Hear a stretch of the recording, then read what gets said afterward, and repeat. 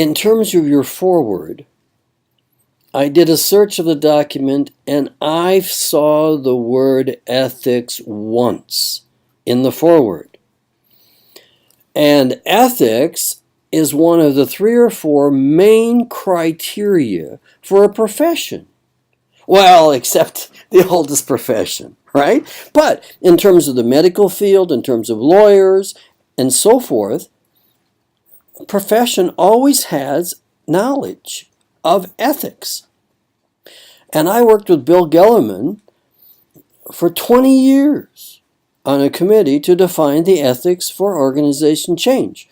Well, we have them. That's printed. No one pays any attention to them. Okay? Because change makers are an elusive group. They're heretics, says one book. We're rebels. We make things happen differently. And it's difficult to herd these squirrels, rebels, and heretics into following the same kind of ethical statement. Page 4, your acknowledgement. This is what I have to say. I applaud your effort. This is the greatest effort ever in the history of the change field in terms of trying to define standards, or we used to call them competencies, which are different.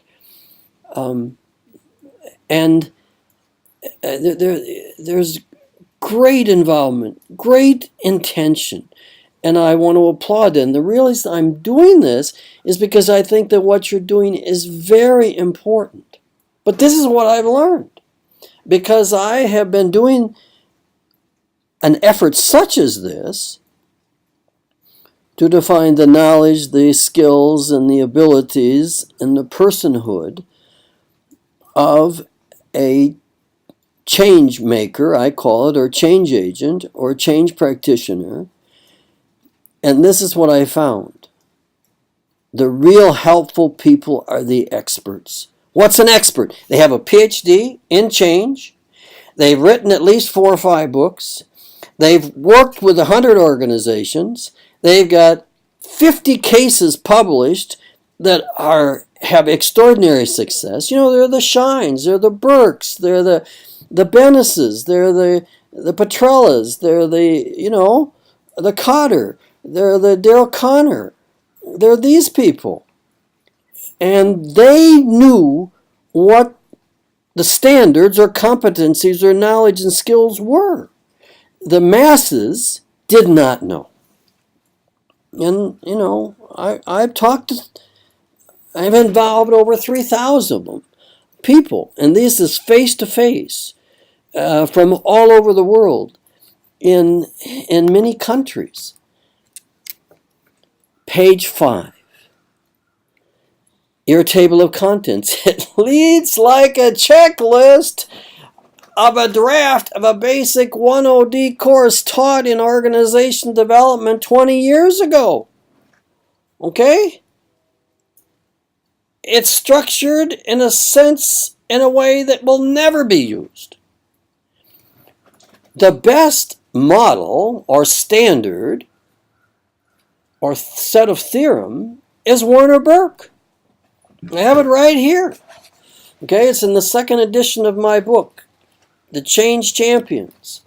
He's got 4 phases: pre-launch, launch, post-launch, and sustainment. That fits the complex art of change today. And then he goes on to say, this book is a guide of a support system for all of us in these leadership roles of change. And there's 45 models in here. There's 45 different approaches. Why? Because all these people integrate their personal strengths with organizational needs that they see in the client systems. And so I see 25 levels of practitioners, from the real expert, the Warner Burke, the Cotter. Well, Cotter doesn't do change. He writes about change. Okay? And then there is 100, 500 specialists. Somebody with mergers and change, somebody with strategy and change, somebody with design and change like Galbraith. Okay? And so try to quantify this into this checklist is only going to set the practitioner up for failure, because guess what? I used a structure like this in my first years.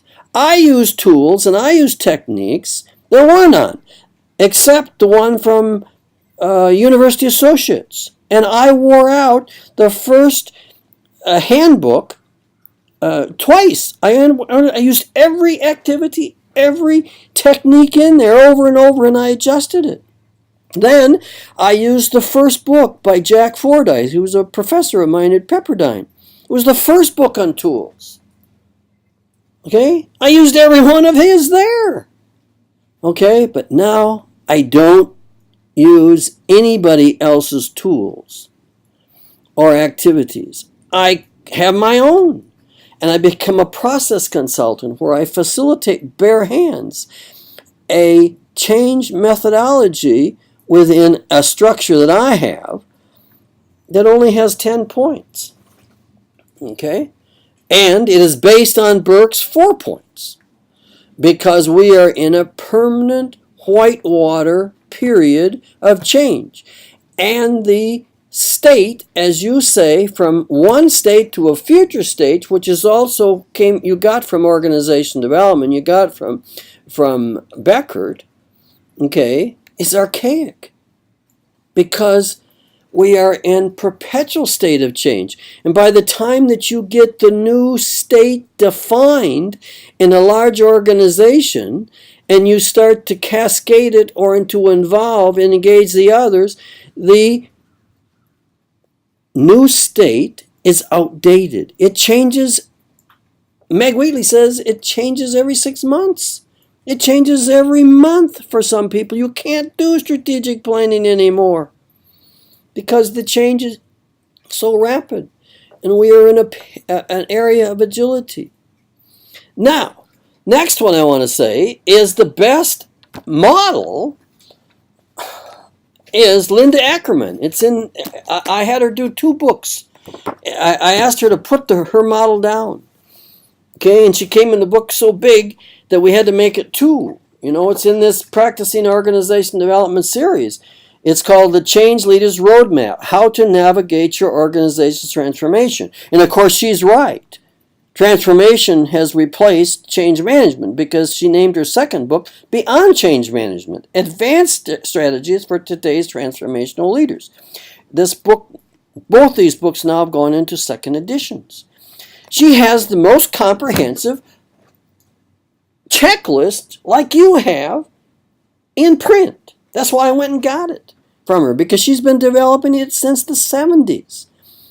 And people listen to her. People use her. But guess what? She's a teacher of models. And she doesn't use the model because it's too complex. It's too structured. It's too detailed. But I have it in my back pocket because I pull out stuff when it's appropriate to do that. Now, here's another book that I went and got. It's called Enterprise-Wide Change, Superior Results Through Systems Thinking. This is where I think that change management needs to go, and this is not where you are, because as a field, you're not powerful enough and strong enough and great enough to command attention of the entire system. So Stephen, God bless his soul, he just passed away. He has a beautiful, detailed way about how you do all this. Here's assessing the living system, the simplicity of execution, wave after wave of changes, sustained business excellence, bite-sized approach, checklists. My God, this, seen Foundations of system thinking approach, something that I did another search on this document. I didn't see the word system thinking once. You use the word system like 40 times, but it's a system, a chain system, a process. And you don't have one of the most fundamental theorems of Kurt Lewin, and that is whole system. And that is why change management is failing. And that is why leadership development, it gets an F from CEOs out of the latest Harvard research, because it's not connected to the strategy of the system and to the business goals. And your change strategy needs to be all-encompassing. It needs to start at the top. And what I see here stuff is great stuff to do with micro-level change with some little problem. And Marv Weisbord says the age of problem solving in small groups ended long ago, and now it's to whole system.